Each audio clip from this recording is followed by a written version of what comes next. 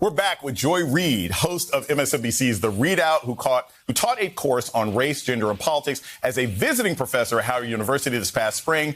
And coming up next hour, she'll sit down with Nikole Hannah-Jones along with Ta-Nehisi Coates. So she talks to the biggest brains that we can imagine. Joy, it's great to have you here. I want the audience to know that this is basically going to be the conversation that we will be having on text. So I want you all to understand how real this is about to be.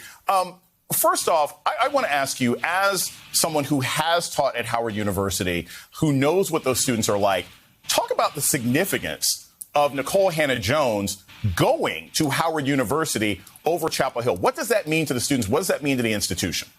Well, I mean, I think, first of all, let's start with the fact that, you know, she talks about this. Nikole Hannah-Jones talked about it in her statement, which I think everyone should read. You know, we all come up, and you teach it at HBCU, so you know this too, being told the highest achievement as a high school student is to go to Harvard, Yale, Stanford, you know, all the schools that we apply to with all our little hopes and dreams. But if you think about the schools that have educated the greatest minds in Black America, the people like the Thurgood Marshalls of the world, Dr. King, it's HBCUs that have produced the minds that broke segregation, right? And so I think that we need to retrain our thinking about what it means to be an elite school. And so I love the fact that probably two of the most elite minds in America, Black, white, or indifferent, are going to be at Howard University together. Means that that school, with now $15 million, in hand, and more coming.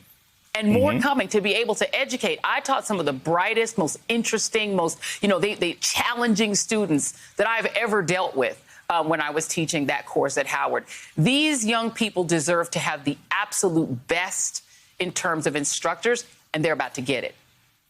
So, and I agree with you. I'm a UNC Chapel Hill alum. That's where I got my doctorate. I'm currently faculty at Morgan State University. Go Bears. I want to also talk about what this means as far as a larger movement when it comes to, as you mentioned, you know, Black academics and scholars' relationships with PWIs. Because, look, my alma mater is they're taking L's on this, right? I mean, they had the scandal with Hubert Davis, you know, their new coach. They just lost Nikole Hannah-Jones. Do you think that this is going to be a lesson that predominantly white colleges recognize, that you can't engage in this kind of politics and hostility without taking a hit in your public relations? Or do you think it's going to ossify it? Do you think that there are racists at Chapel Hill right now who think that this is a victory, even though it's disappointed students and faculty alike?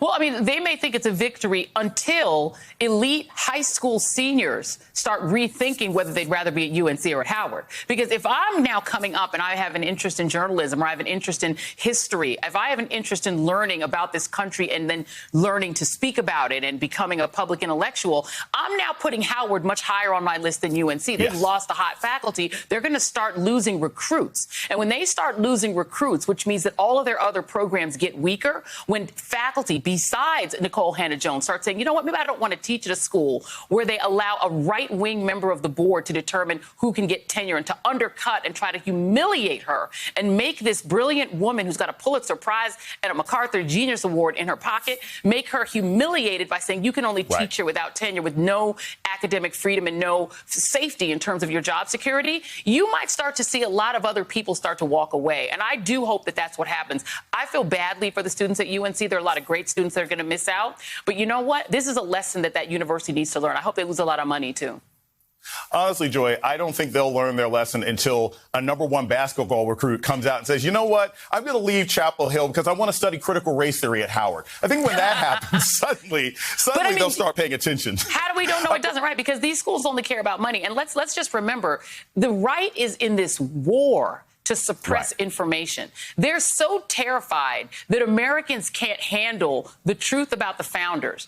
It's like kind of ipso facto, no kidding. These people were doing fine from 1619 on until the 18th century. What changed? Well, they made a lot of money. They were enjoying the fruits of their labor and didn't want to share it with the king. This isn't going to crush too many Americans that have half a brain and enough security to understand that people can, you know, be villainous and also do a few things that are great. I think that most Americans are mature enough, but unfortunately the Republican Party is not mature enough to be able to hold those two ideas in their heads at the same time. So they're panicking because what's happening is that Black people, we're really not interested in the BS any longer. We're not Right. going to take your pabulum version of history. We're not going to take your sing-songy storybook history. We want the truth. And it's not just black folks. A lot of young Americans of all races are saying, give us the truth. Stop treating us as if we're not mature enough to handle it. I want to get to real quick, because you said, like, I read Nikole Hannah-Jones' statement with, like, the ether beat in the back of my mind. Yes. But I want to read this one last part and get your thoughts on it. You know, she said, my commitment to you has not wavered. I just will continue to do as I have in the past as an alum of the school and not the faculty. I hope that you will consider Howard or another HBCU if you ever seek a new educational home. But whatever you do, I know you will continue to fight for justice. That was sort of her Suge Knight moment of saying, like, look, if you're tired of people all up in your videos, messing with your academic career, come to an HBCU. Joy, do you think that message is going to resonate and that more students are going to come out of senior year and say, hey, I'm going to an HBCU?